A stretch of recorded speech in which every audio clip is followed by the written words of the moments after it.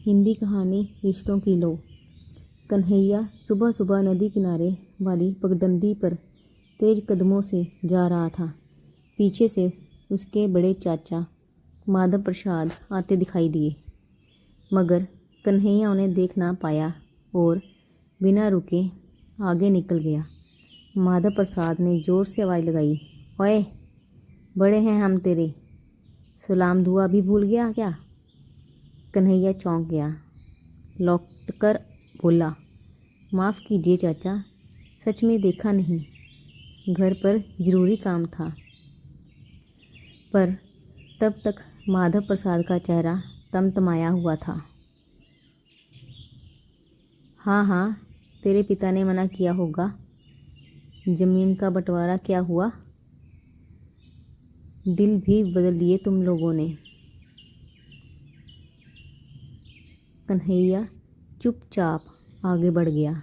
भाई भाई का रिश्ता टूटने लगा था। राघव और माधव दो सगे भाई थे। दोनों बचपन से साथ खेती करते, साथ खाते और साथ जीते थे। पर पिता के निधन के बाद धीरे धीरे दरारें पड़ने लगी थी।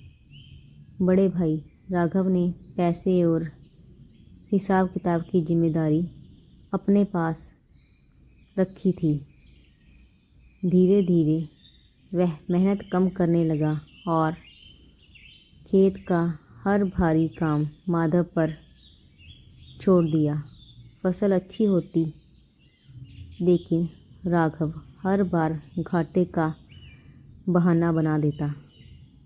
जमाना बुरा चला है, पैसा नहीं बच रहा।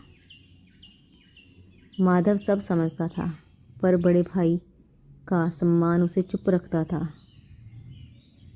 एक दिन सहन ना हुआ, उसने धीरे से कहा, भैया, मेरा मन कहता है कि हिसाब सही नहीं। शायद हमें ज़मीन अलग कर लेनी चाहिए।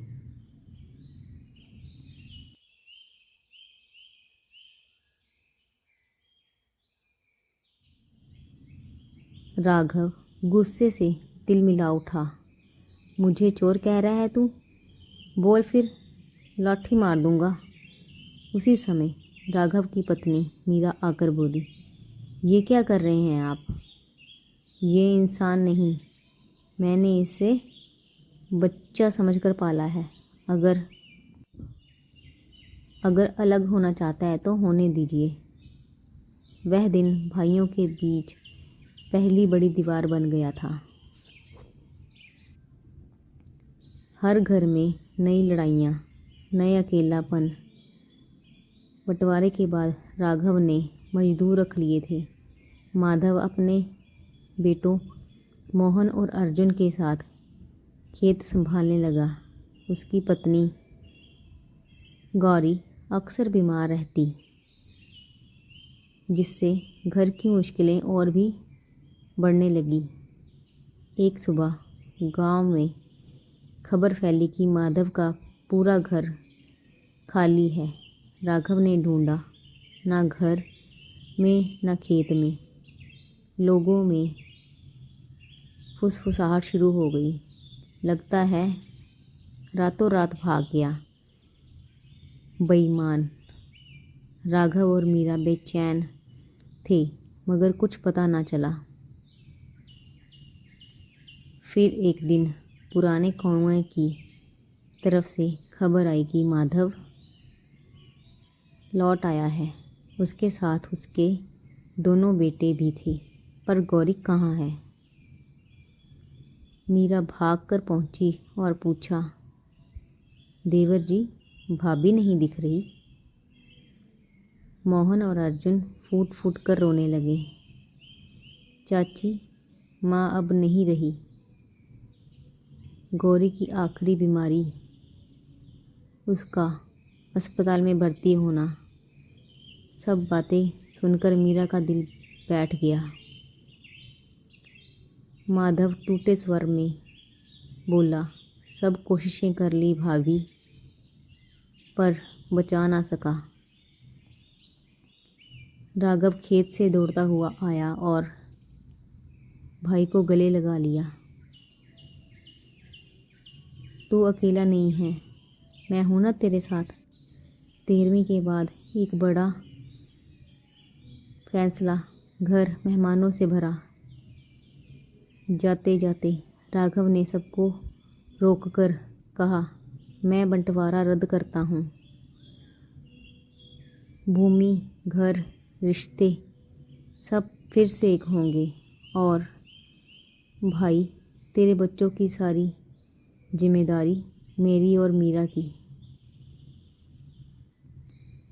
माधव ने शांत स्वर में कहा, भैया, मुझे अब जायदाद का कोई मोह नहीं, बस मोहन और अर्जुन को माँ जैसा प्यार मिल जाए,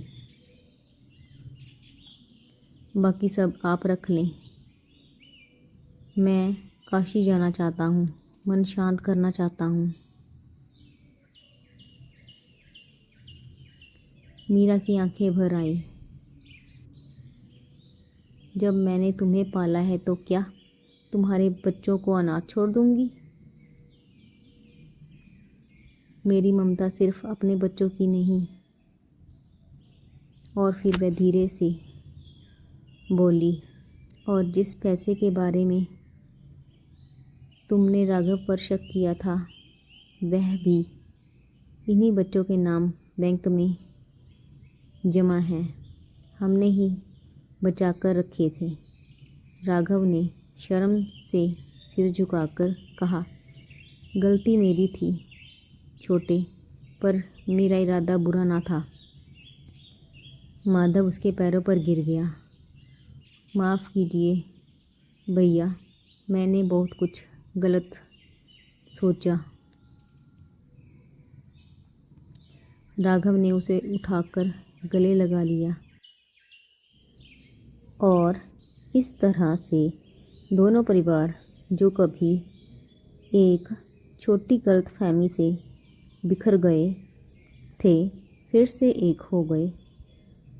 बच्चों ने माँ के प्यार जैसा स्नेह पाया और भाइयों का रिश्ता फिर से गहरा हो गया।